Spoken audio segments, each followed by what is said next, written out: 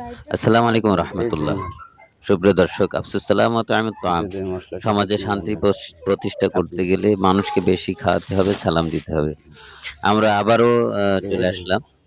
আমরা আমরা কয়েকজনকে একটু গোশের ব্যবস্থা, সেই সাথে মসলা, তেল কেনার টাকা দিয়ে আমরা প্রতিবারই অল্প অল্প করে কয়েকজন করে দিচ্ছি। এভাবেই যেন আমরা সকলে তার সাধ্যের মধ্যে ২, ৪, ৫, ১০ জন করে যদি মাঝে মধ্যেই একটু আয়োজন করি, অনেকেই যারা আ ঠিকমতো মাঝে মধ্যেই গোশ খেতে পারছেন না, তারা হয়তো একটু ভালো-মন্দ খেতে পারবে।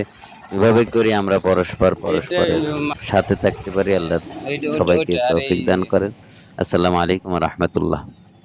এই মশলা কিনে ওই এটা ওই